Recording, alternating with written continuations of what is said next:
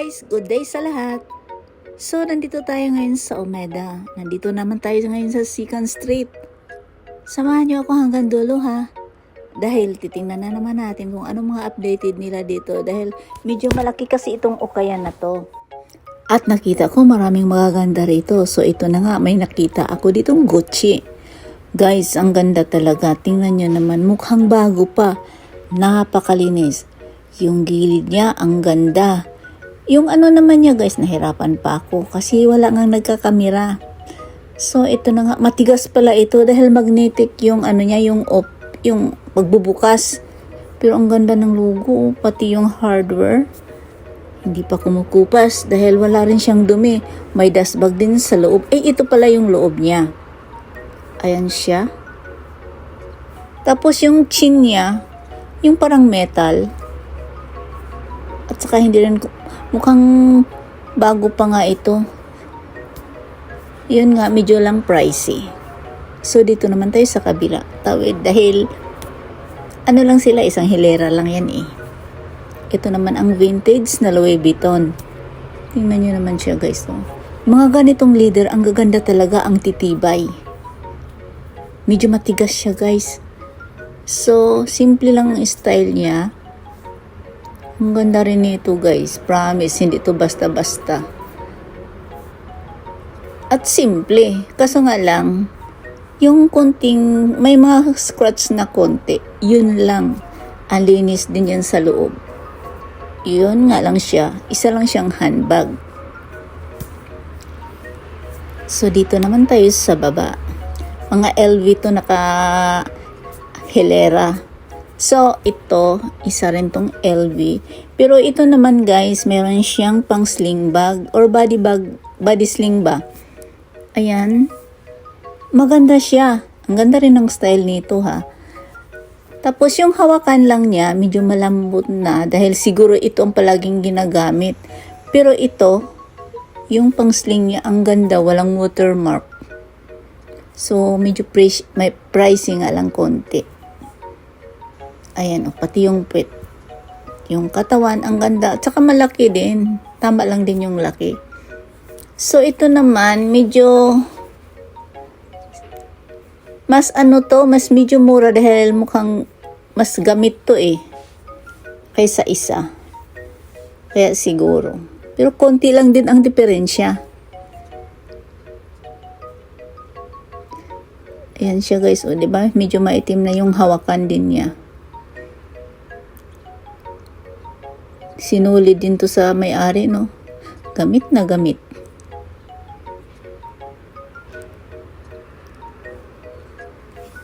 So, punta naman tayo sa katabi. Ito rin maganda. Maganda siya, medyo malaki lang konti. Maganda rin to sa travel dahil malagi kang mailalagay ba?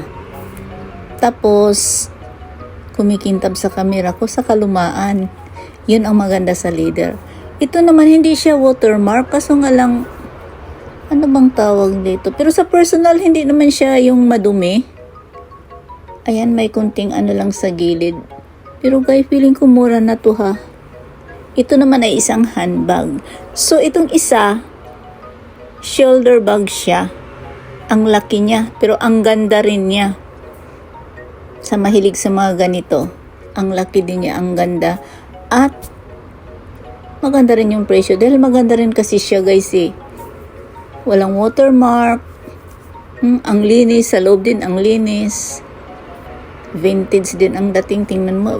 Vintage naman talaga. Tingnan mo. Ang ganda diba? Wala pang dumi. Oh, yung hardware niya talagang solid pa. Kaya okay rin to sa mahilig sa monogram na LV. Dito naman tayo sa kabila. Talikuran lang to. Puro mga luxuries. Kaya pinipili lang ang ano natin, yung i-video. Ito, ang ganda. Pero maganda rin yung presyo. Guys, ang ganda talaga nito. Dahil St. Laurent ito eh. Lalo na siguro kung mahal ang yen, guys. Kasi mura ngayon ang yen, kaya mura siya. Pag i-convert to sa dollar, napakamura. Ayan guys, oh, ang ganda. Tama lang din yung laki at ang lambot. Ang hirap mag-explain na paano na ba yun. Pero mura kasi ngayon ang yen, kaya ang daming mga turista dito. Halos grabing mura. Kaya muna tayo ngayon, ayaw ko munang sa bahay lang tayo, behave muna tayo. Kailan kaya tataas? Ay naku, ang bilang ang tumataas, pati bayaran. Char-char na lang tayo dito guys, dahil wala nang masabi. Pero ang ganda talaga ito, yung logo niya, yung YSL. Perfecto, tama lang din ang laki. Ito pa yung taas. Ang ganda rin at ang linis. Pero guys, yung presyo din, tama lang din. Isa naman tong handbag at saka malaki to guys. Ang linis din, ang cute nito. 'Di ba? Easy to open kaya ang ganda.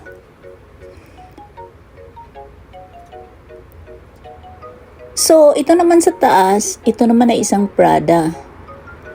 Pero feeling ko, medyo pricey din siya pero gamit na gamit kasi siya eh. Pero sa mahilig, may tao rin kasi makakagustong ganito. Okay naman siya. Isa rin itong handbag at malaki din. So, ito guys, naispatan ko.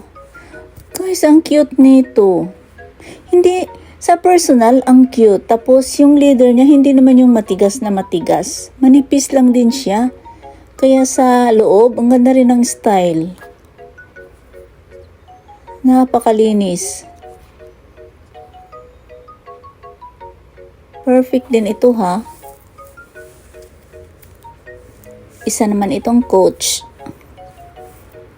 Kasi ito uuso ngayon guys, kaya nagagandahan talaga ako dito. Tingnan mo naman oh. Wala siyang kagasgas-gasgas. Kahit katiting. Tapos yung naman niya, yung kulay napaka-attractive. So dito, bibidyo na lang natin. Mga to guys, halo-halo. Mga wallet na. At iba-iba pang anik-anik. So, ito naman yung isang Prada. Guys, parang sako lang tingnan, char. Kaya pala, may nakikita akong mga ganito. Tingnan mo, may dasbag pa. Pero, napakalinis. Hindi natin pwede buhatin dahil may tali. Tingnan mo yung presyo, guys. Oh. Grabe. Ito perfect pang summer, yung fashion bag. Ganda. Hindi naman siya kalakihan. Yung presyo rin niya, guys. Grabe. Pero pag hindi mo yan hindi mo kilala talaga, guys. So, akala mo lang talagang yung ordinary lang. Ito lang talagang Prada na yung tatak. Yun ang binibili yata, char. Kasi ang mahal.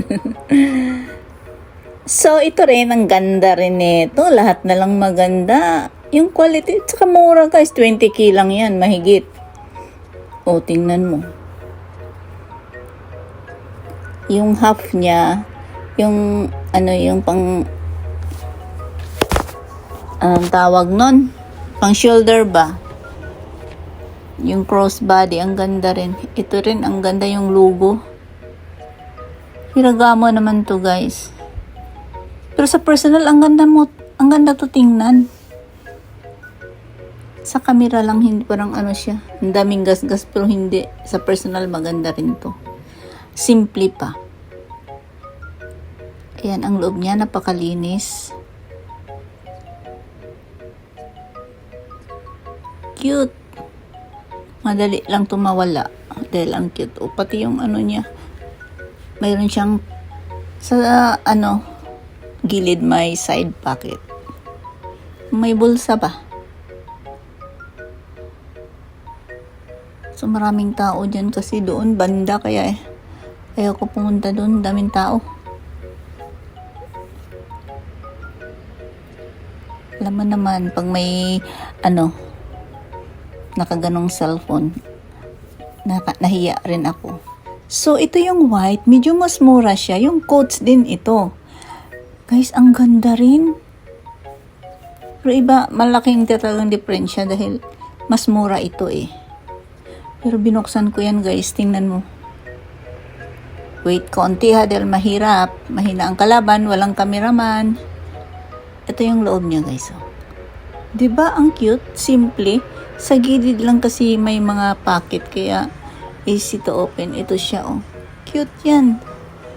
Sa mga bagets bagay, parang hindi na bagay sa atin yan. Char. Hindi na tayo bagets. Pero ang cute. Pricey din ano. Kahit ano. Siguro sa bago yan, isi-search nilang mahal. Mahal yun. Ito naman yung Nina Ricci. Nina Ricci? Ano ba yan? Paano ba? Grabe yung kulay niya guys. Pero ang tibay din nito. Ang ganda. May pang-isling din siya. Pang body bag. At mura pa. Malambot yung ano niya guys. Yung leather. Kaya ang ganda. Komportable ito dalhin. Tsaka malaki din. Di rin siya yung maliit. Ganda rin ang style. So yung iba, bini-video ko to. Dahil nag-cutean kasi ako. Hindi ko alam kung anong nga brand na to. Pero guys, ang cute. Medyo pricey din. Ganda to sa mga, nakikita ko to sa mga bagets. Yan, ang ganda rin yan. Ayan siya. Pati yung kulay, ang ganda. Tapos yung itim. Basta binidyo ko lang, sinishare ko. Ang lalambot, pero medyo pricey din kasi.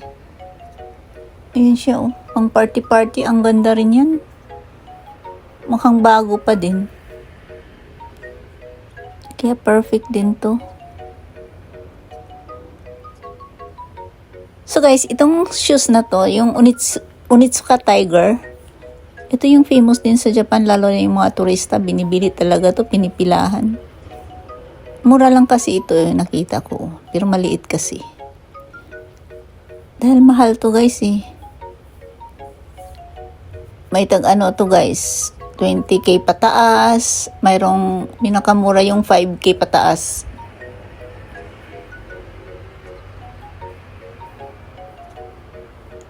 Ayan. So, dito naman tayo sa bag. Alam nyo guys, hindi ko kabisado yung brand na to. Kasi, may nakalusulat.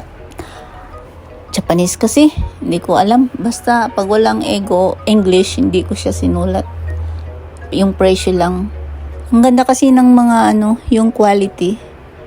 Yung style ba? Tingnan nyo naman guys, oh. Unique.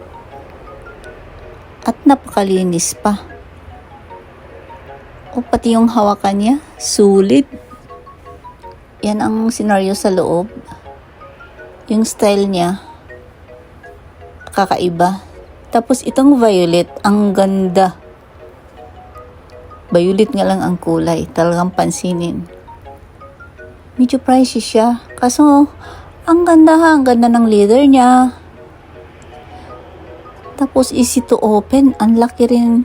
Dami mong mailalagay, oh, ang ganda. Parang maleta na oh. Ang ganda at sang lapad pa. Double purpose pa siya. Ang bago pa, oh, may papel pa. Hindi pa yan siguro nagagamit. Nilagay lang dito, char. Yung hardware, ang ganda. Yung pangsling, ang ganda. Yung hawakan na pang hambag dahil tuwis kasi siya. Ayan. Diba ang ganda? Lalo na pag magta-travel ka. Napaka-comfortable ito dahil yung hahanapin mo, mahanap mo talaga dahil ang laki ng yung bunganga ng bag. So ito guys, maaamis ka dito. Ang lambot, ang sarap niya hawakan. At ang ganda rin ng kulay. Yes, ang ganda nito pag pang forma. Kasi pack bag to guys eh. Bag pack, sa likod to. Nagbulol na ako. At ang ganda rin ng style. Ganda to sa mga bata. Cute. Tingnan nyo naman guys. Nahihirapan ako rito kung saan ang yung presyo. Dahil ang dami kasing papel. Yung mga tag ba? Kasi bago pa to. Hindi pa siguro to nagagamit. Pag tingin ko sa likod, kasi nakabalot pa talaga sa papel yung yung pangsabit niya sa likod. Dito lang pala. Kaya medyo pricey siya pero ang ganda. Perfect to guys. Oh, ang lawak pa. Easy to open. Ang cute ng ribbon. Saan ka pa? Sana all bata pa para mabili. So, hanggang dito muna tayo guys. See you on my next video. Bye!